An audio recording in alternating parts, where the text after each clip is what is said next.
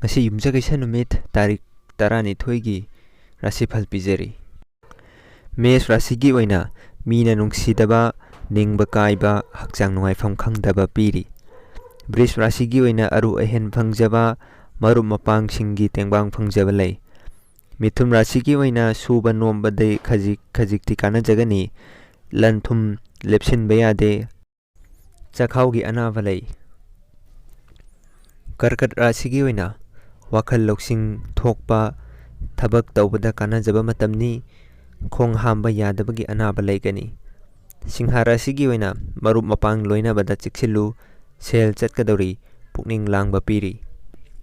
Kainya Rashi gi oina yenaduna layba thabak sing mai paklagani marup mapang singgi mari fagat lagani lamtu chatpa yai.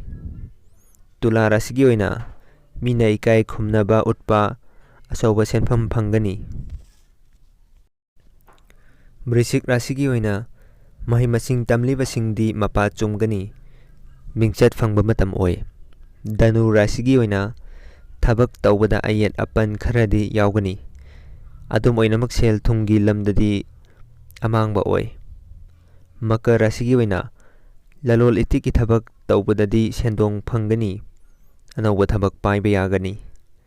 Kumbha Rashi gi oina ariba senpham phangani tungi phibam semba ngamgani. Min Rashi gi oina migi mateng phangba hotnaba thabakti mai pakpa piri. Mayamna nungsibiduna channel asibu like, subscribe amandi share toksanbiramo.